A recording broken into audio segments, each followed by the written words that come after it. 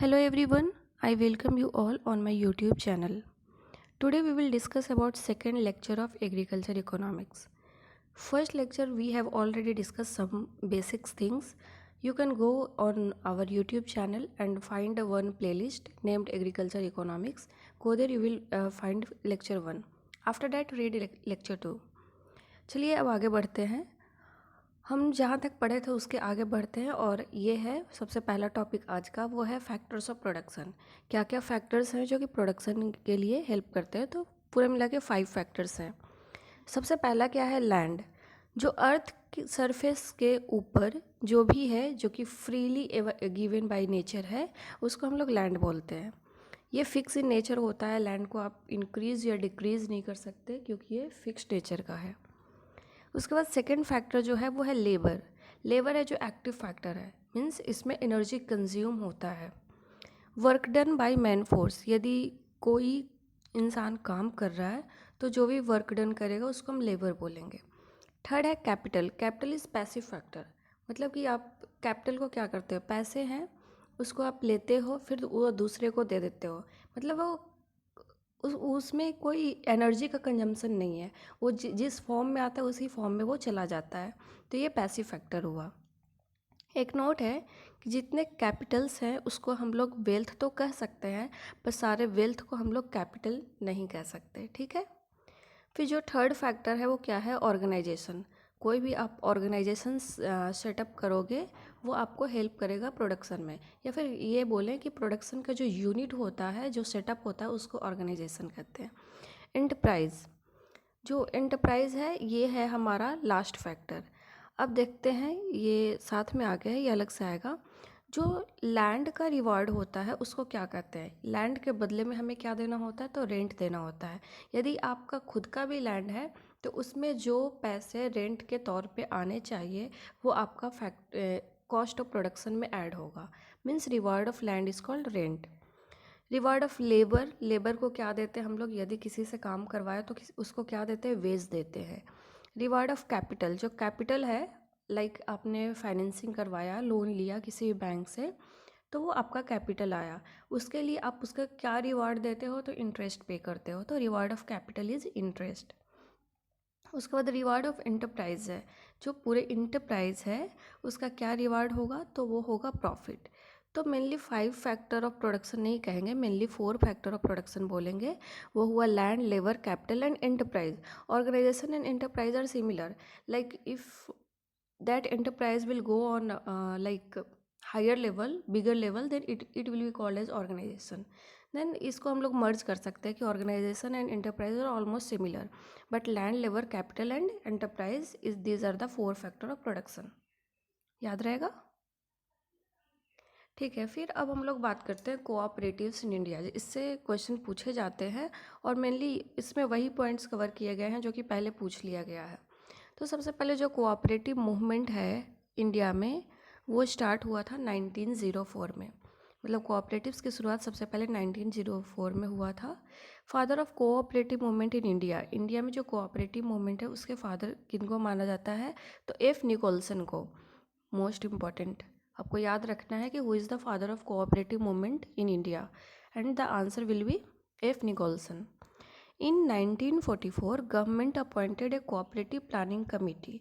Government ने एक cooperative planning committee बनाई थी under the chairmanship of a professor D.R. Gadgil, ठीक है, to study the cooperative movement and to give suggestion for their movement. मतलब कि यदि गैडगिल कमेटी की बात करें ना, 1944 वाली गैडगिल कमेटी की, तो ये रिलेटेड होगा कोऑपरेटिव मूवमेंट से। और ये इसी तरीके से पूछ लिया जाता है कि गैडगिल कमेटी इज़ रिलेटेड टू, तो उस समय हमें याद रखना है कि ये कोऑपरेटिव मूवमेंट से भी रिलेटेड है।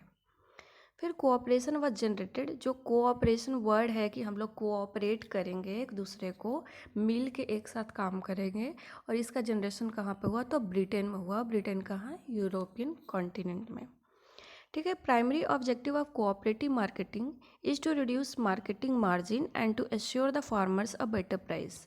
ये कोऑपरेटिव मार्केटिंग क्या होता है? इसका प्राइमरी ऑब्जेक्टिव ये है कि जो मार्केटिंग मार्जिन है, लाइक आप इंडिविजुअली गए, चलो इसके लिए सबसे बेस्ट एग्जांपल एफपीओ का, जो अभी गवर्नमेंट लेके आई है। एफपीओ फार्मर प्रोड्यूसर ऑर्गेनाइजेशन, ये कुछ और नहीं है, ये एक तरह का जो कोऑपरेटिव मार्केटिंग ही समझो।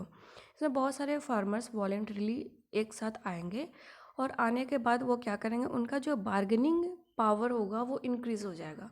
कैसे होगा? चलो, एक फार्मर है, उसको एक फर्टिलाइज़र का पैकेट चाहिए, उसको कितने में मिल रहा है? 500 में। मुझे को पता नहीं है प्राइस, चलो मान लेते हैं 500 में। यदि आपके पास 1000 फार्मर्स हैं, आप सभी एक साथ आ गए, क्या आपको 500 में मिलेगा? यदि आपको 1000 अब पैकेट चाहिए फर्टिलाइज़र का, तो ये आपको ऑब्वियसली 400 450 ऐसे मिलेगा।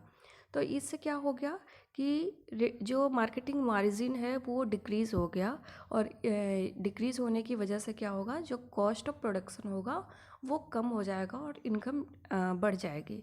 तो इसीलिए ये प्राइमरी ऑब्जेक्टिव इसका यही है, कोऑपरेटिव मार्केटिंग का। फिर national cooperative development corporation act, ये जो आई थी वो 1962 में आई थी। तो इसको भी याद रखेंगे कि जो इसका एक्ट है एनसीडीसी एक्ट, वो कब आई? तो 1962 में। चलो आगे बढ़ते। अब हम लोग बात करेंगे सबसे जो दो टॉप की बैंक्स हैं हमारे पब्लिक सेक्टर बैंक की बात करें तो आरबीआई है और एसबीआई, ये सबसे पुराने बैंक है हमारे यहाँ। तो RBI came into existence on 1 अप्रैल 1935। हालांकि इससे भी पुराने बैंक हमारे पास हैं, लेकिन ये नेशनल लेवल का, जो कि उस टाइम पे भी पूरे नेशंस में और जो रेगुलेट कर रही थी ना ये बैंक्स, वो यही है। तो RBI came into existence on 1 अप्रैल 1935। ठीक है, ये आई थिंक सबको पता होगा, नहीं पता है तो अभी याद कर लो, क्योंकि बहुत बहुत इंपॉर्टेंट है ये। लेकिन आरबीआई एक्ट पूछ ले तो वो 1934। पहले कोई भी एक्ट आता है, फिर उसके बाद से उसी के लाइन पे किसी भी चीज़ की एग्जिस्टेंस होती है, मतलब वो फॉर्म होता है। And has been nationalise on January 1 1949। और इसका नेशनलाइजेशन कब हुआ था?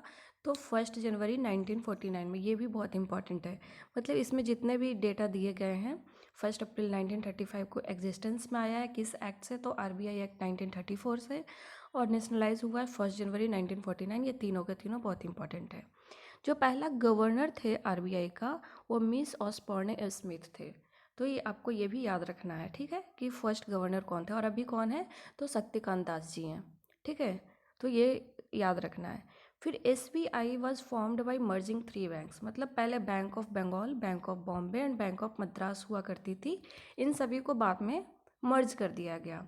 कि अब मर्ज करने के बाद क्या बनाया गया? इन तीनों को मर्ज करने के बाद बनाया गया इंपीरियल बैंक ऑफ इंडिया।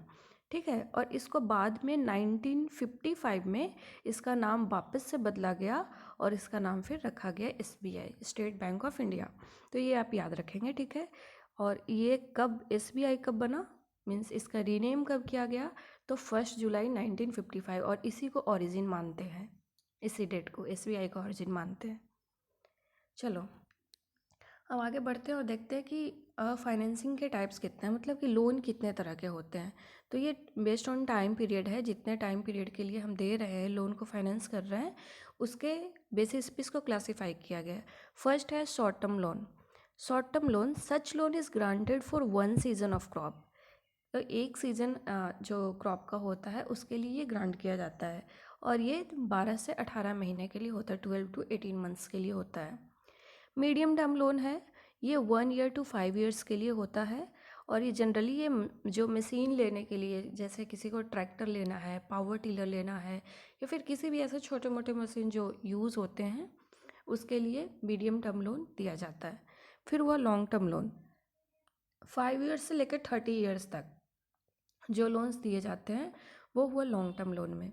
ठीक है, तो इसमें क्या हो गया, यदि लैंड इम्प्रूवमेंट के लिए कोई, या लैंड डेवलपमेंट के लिए कोई लोन दे रहे हैं, या फिर जैसे बड़े बड़े मशीनरी के लिए दे रहे हैं, जैसे हार्वेस्टर हो गया। अब ये बहुत ज़्यादा कॉस्टली होता है, और इसको 5 साल में रीपे कर पाना थोड़ा मुश्किल है, तो इसको 5 to 30 ईयर्स के लिए भी based on the requirement, based on the amount of financing इसको दिया जाता है। ठीक है, अब एक क्वेश्चन माइंड में आ रहा होगा कि यहाँ पे मैंने बताया 12 to 18 मंथ्स, लाइक कोई लोन है जो 16 मंथ का है या 18 मंथ का है, तो उसको शॉर्ट टर्म में रखेंगे या मीडियम टर्म में? तो हम लोग ये देखेंगे कि उसका पर्पस क्या है। यदि वो क्रॉप पर्पस से ही लिया है, लाइक शुगर केन के लिए 1 ईयर्स चाहिए, साथ में उसका जो हार्वेस्टिंग, उसके बाद फिर उसमें जो कुछ कुछ उसके बाद करते हैं ना, जो पोस्ट हार्वेस्ट, वो सब करने में लाइक 14, 15, 16 मंथ ऐसे लग जाते हैं। तो उनके लिए यदि दिया गया है तो ये हो गया शॉर्ट टर्म लोन में। तो आपने किस लिए लोन लिया है इस पे भी डिपेंड करता है कि इसको शॉर्ट टर्म बोलेंगे या मीडियम टर्म बोलेंगे, ठीक है, पर्पस ऑफ लोन से। ठीक है, अब हम देखते हैं कि कोऑपरेटिव बैंक जो है, जो कोऑपरेटिव बैंक हमारे यहाँ काम करती है, उसका स्ट्रक्चर कैसे क्या है। तो सबसे पहले कि कोऑपरेटिव बैंक है वो एग्रीकल्चर एंड नॉन एग्रीकल्चर दोनों फिनांस करती है। तो हमारा इधर का पोर्शन से ज़्यादा मतलब है नहीं, हमारा मतलब जो है वो है एग्रीकल्चर, बट स्टिल देख लेते हैं। नॉन एग्रीकल्चर में स्टेट कोऑपरेटिव बैंक होगी, उसके ऊपर सेंट्रल कोऑपरेटिव बैंक, और primary non agriculture credit societies इसके होते हैं, जिसमें employers corporation credit society and urban से कॉरपोरेशन क्रेडिट सोसाइटी भी होते हैं। चलो ये तो आप इग्नोर कर सकते हो। जो एग्रीकल्चर में है वो 2 तरह के लोन्स देते हैं। एक जो कोऑपरेटिव बैंक्स है वो short and medium term loan provide करेगी, दूसरी बैंक है वो लॉन्ग टर्म लोन प्रोवाइड करेगी। जो short term loan and medium term loan provide करने वाला जो होगा वो स्टेट कोऑपरेटिव बैंक है। इसको याद रखना ढंग से, क्योंकि ये नाबार्ड में बार बार पूछे जाते हैं। कोऑपरेटिव बैंक उनका बहुत फेवरेट टॉपिक है। तो यदि आप उसका प्रिपरेशन करते हो या फिर किसी भी और चीज़ का, एएफओ में थोड़ा कम देखा गया है, बट हाँ याद रख लो। तो शॉर्ट एंड मीडियम टर्म को कौन देगा, तो स्टेट कोऑपरेटिव बैंक, और वहीं लॉन्ग टर्म की बात आए तो वो देगा central bank, central land development bank, ठीक है। ये भी स्टेट लेवल के पे ही होता है, लेकिन इसका नाम है सेंट्रल लैंड डेवलपमेंट बैंक, एलडीबी, ठीक है। फिर स्टेट कोऑपरेटिव बैंक है, इसके अंडर में डिस्ट्रिक्ट कोऑपरेटिव बैंक्स होंगे, ठीक है, और सेंट्रल कोऑपरेटिव बैंक होंगे, ठीक है। और उसके नीचे जो लास्ट में आएगा वो प्राइमरी कोऑपरेटिव बैंक होंगे, ठीक है। कोऑपरेटिव जो प्राइमरी कोऑपरेटिव बैंक है वो जनरली ब्लॉक लेवल पे काम करता है। ये हो गया ब्लॉक लेवल पे, ये हो गया आपका डिस्ट्रिक्ट लेवल पे, और ये हो गया स्टेट लेवल पे, ठीक है। वैसे ही लॉन्ग टर्म में भी क्या है कि सेंट्रल लैंड डेवलपमेंट बैंक है वो स्टेट लेवल पे होंगे, और उसके नीचे जो होगा वो हो गया प्राइमरी लैंड डेवलपमेंट बैंक, जो कि डिस्ट्रिक्ट लेवल पे या तहसील लेवल पे, जैसा मतलब पॉपुलेशन का साइज़ है उस हिसाब से ये होगा। चलो आगे बढ़ते हैं। अब है लैंड डेवलपमेंट बैंक। जो लैंड डेवलपमेंट बैंक है वो generally long term loan provide करती है। जनरली क्या, लॉन्ग टर्म लोन ही प्रोवाइड करती है। इसके पहले भी हमने देखा कि लॉन्ग टर्म लोन के लिए सेंट्रल लैंड डेवलपमेंट बैंक्स होती हैं, तो ये लॉन्ग टर्म लोन प्रोवाइड करती है, और बहुत इंपॉर्टेंट है, ये पूछ ही लिया जाता है हमेशा। जो सबसे पहले इसको मॉर्टगेज बैंक भी बोलेंगे, क्योंकि लैंड डेवलपमेंट बैंक है एक तो लॉन्ग टर्म के लिए, और ये हैवी अमाउंट दे रही है तो मॉर्टगेज तो रिक्वायर्ड होगा, तो ये मॉर्टगेज बैंक भी कहलाता है। तो first mortgage bank was established in 1920। जो सबसे पहला मॉर्टगेज बैंक जो कि लॉन्ग टर्म लोन्स प्रोवाइड करती थी, उसको 1920 में इस्टेब्लिश किया गया था इन झंग, पंजाब, ठीक है। Central land mortgage bank was established in 1929। जो सेंट्रल लैंड मॉर्टगेज बैंक है वो 1929 में इस्टेब्लिश हुई, कहाँ पे, तो मद्रास में, for centralising the issue of debentures and for coordinating the working of primary land development bank in the state, ठीक है। इसको रेगुलेट करने के लिए बनी। In the beginning of third year plan लिखा गया, थर्ड 5 ईयर प्लान, ठीक है। In the beginning of third 5 year plan the name of this bank was change to land development bank. मतलब कि जो सेंट्रल लैंड मॉर्टगेज बैंक है उसी को बाद में थर्ड 5th ईयर प्लान के टाइम पे इसको लैंड डेवलपमेंट बैंक बोला गया। चलो, अब ऑब्जेक्टिव क्या है लैंड डेवलपमेंट बैंक का, क्यों बनाया गया, इसका ऑब्जेक्टिव ये था कि जो ओल्ड डेट है जो कि रीपे नहीं किया जा रहा है, जो पुराने डेट्स हैं उसका सेटलमेंट करने के लिए। इम्प्रूवमेंट ऑफ एग्रीकल्चर लैंड है बहुत सारे। देखो सबसे पहले कहाँ पे बना था, पंजाब में। पंजाब में ही सबसे ज़्यादा फर्टिलाइज़र ये वो यूज़ होता रहा है, पहले से ही होता आ रहा है, और वहाँ पे लैंड डेवलपमेंट की बहुत ज़रूरत है, क्योंकि बहुत सारे जो लैंड थे वो वेस्टलैंड बन गए, बैरन हो गए। तो एग्रीकल्चर लैंड के इम्प्रूवमेंट करना भी इसका एक ऑब्जेक्टिव है। Giving credit facility to farmers for purchasing irrigation equipments and tractors and anything जो कि यूज़ किया जाता हो एग्रीकल्चर में। ठीक है, अब बात करते हैं आरआरबी की, रीजनल रूरल बैंक। आपको पता है कि ये भी इम्पॉर्टेंट है, रीजनल रूरल बैंक से भी क्वेश्चन आते हैं। सॉरी, हाँ। तो ये जो रीजनल रूरल बैंक बनाने के लिए एक कमेटी बनाई गई थी और उस कमेटी को हेड करने वाले थे एम नरसिम्हन। तो इसीलिए नरसिम्हन कमेटी से रीजनल रूरल बैंक बनी है। तो ये आपको याद रखना है। 1975 में RRB came into existence by measures taken under 20-point economic program in 1975 by Indira Gandhi. Indira Gandhi के टाइम पे 20-point इकोनॉमिक प्रोग्राम चला था कि 20 ऐसे पॉइंट्स हैं जिससे हम कंट्री का इकोनॉमी को इंक्रीज़ कर सकते हैं। उसी के अंडर एक कमेटी डेवलप की गई थी एम नरसिम्हन के अध्यक्षता में, और ये रीजनल रूरल बैंक का एग्जिस्टेंस हुआ। The share capital of RRB to central government, state government and sponsored bank is 50%, 15% and 35% respectively.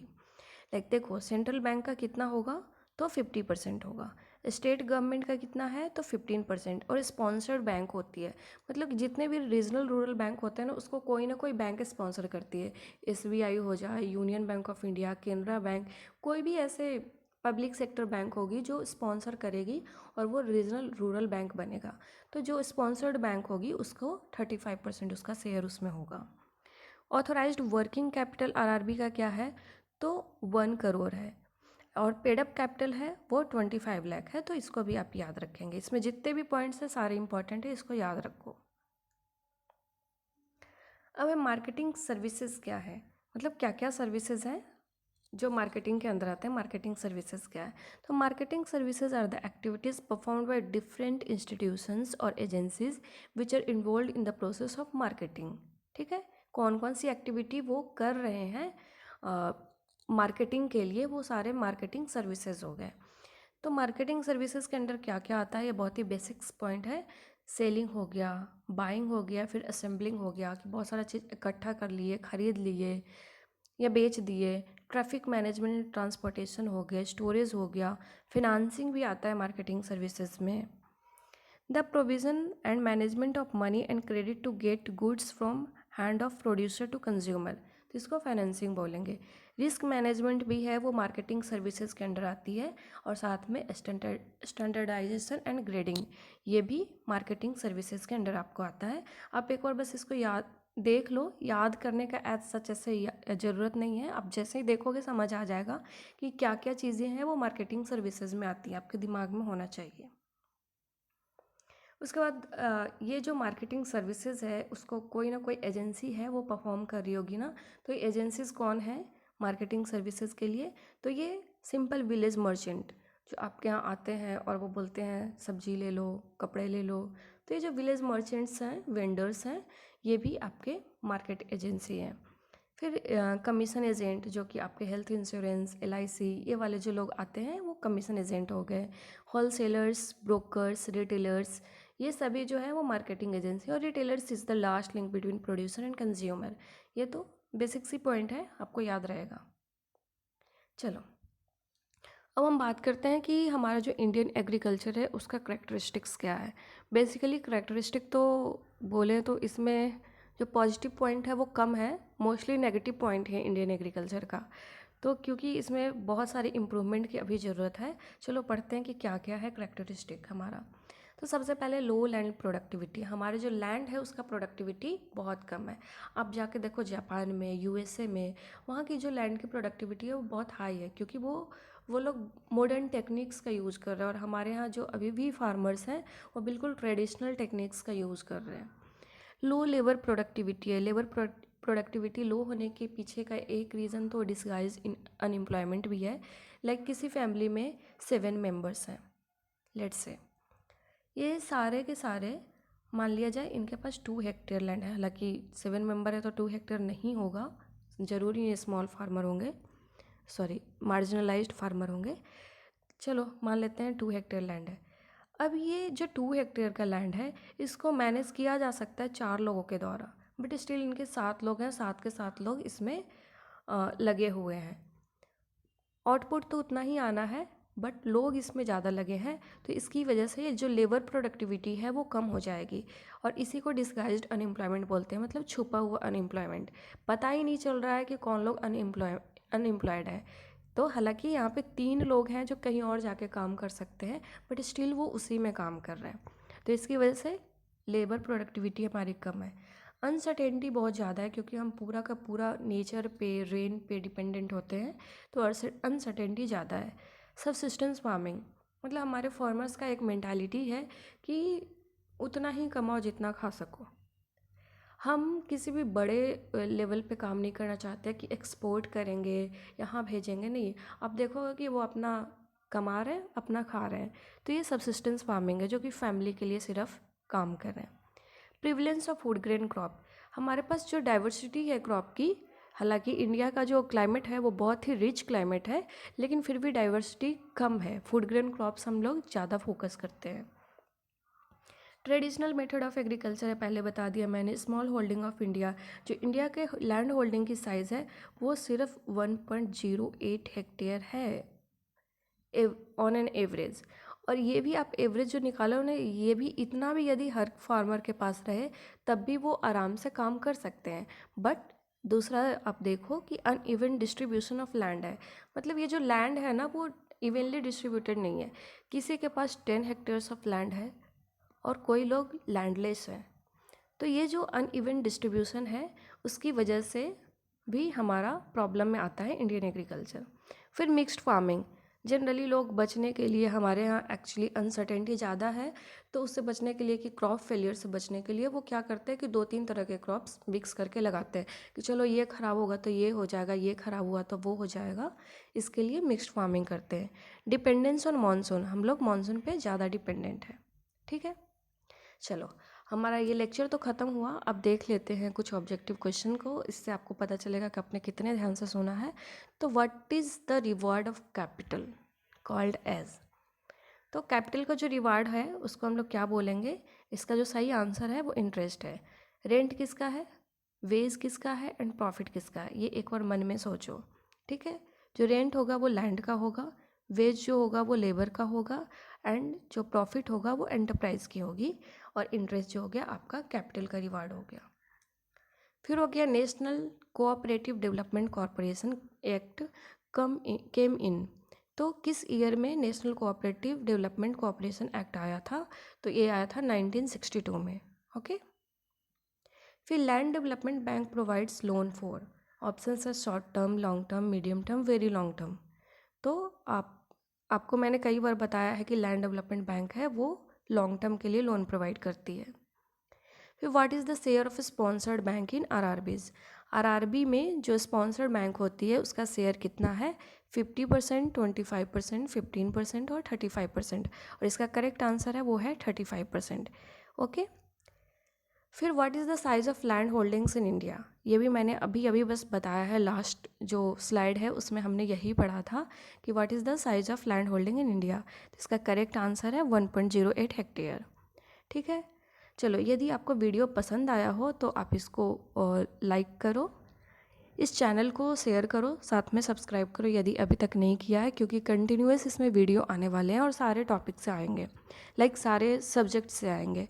तो आप इसे सब्सक्राइब करके रख लो। टेलीग्राम ग्रुप ज्वाइन करना चाहते हो तो एग्री फ्रेंड्स क्लब करके आप टेलीग्राम पे सर्च कर सकते हो और वहाँ ज्वाइन कर सकते हो। कोई भी डाउट आने पे आप कमेंट में लिखो, मैं डाउट ज़रूर लूँगी। Thank you so much.